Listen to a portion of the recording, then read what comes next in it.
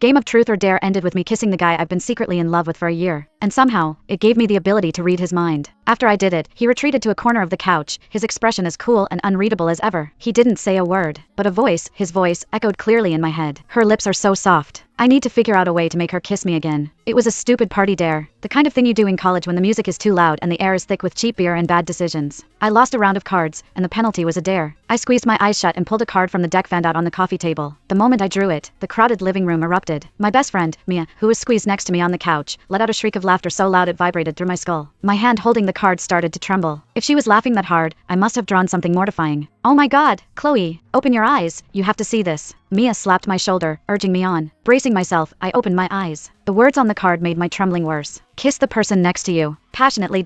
There were only two people next to me. On one side was Mia. On the other was Noah Evans. He wasn't even supposed to be sitting there. Earlier, he claimed the cigarette smoke from across the room was getting to him and asked to swap seats with some guy. He'd ended up right next to me. The catcalls and whoops from our friends intensified. Mia put her hands on her hips, her grin wicked. Just so we're clear, you are not kissing me, she declared. Girl on girl is a no-go for this dare. With that, every eye in the room landed on Noah. The noise level spiked again. My whole body went rigid. I turned to look at him, my palms slick with sweat. He sat there calmly, the dim party lights casting his face in shadow, making him impossible to read. We'd been in the same friend group for a year, but I don't think we'd ever exchanged more than a dozen words. Kissing him felt less plausible than flying to the moon. Chloe, this is your shot. Don't blow it, Mia hissed in my ear. I wanted to. God, I wanted to. But how could I? As if finally sensing the weight of 24 stares, Noah slowly looked up. His gaze drifted from me to the card in my hand. His expression remained a perfect blank. My nerve broke. Maybe we should just skip it, I mumbled. I'm fine with it. My voice died in my throat. Noah cut me off, his eyes lifting to meet mine. His face was still passive, but his voice was steady. I don't have a problem with it. The room exploded. Mia's laughter reached a pitch I can only describe as demonic. Propelled by the roar of the crowd, I leaned toward Noah, my heart hammering against my ribs with every inch I closed the distance. The second my lips brushed against his, I saw his throat move as he swallowed hard. His lips were warm and incredibly soft. I remembered seeing an anonymous post on the campus confession page once, debating who had the most kissable lips. Noah's name had come up more than once. The verdict was that they looked like they'd be perfect to kiss. They were. The rumors were true. Maybe it was just the adrenaline, but for a split second, I thought I felt the corner of his mouth twitch into the faintest hint of a smile. Is he smiling? My heart went into overdrive. The dizzying rush of it all was so intoxicating that it wasn't until Mia practically fell off the couch laughing that I snapped back to reality. I couldn't bring myself to deliver the passionate part of the dare. A simple, soft press was all I could manage before I pulled back so fast I bumped into Mia. That's it, she screeched, snatching the card from my hand. Where's the passion? That's enough,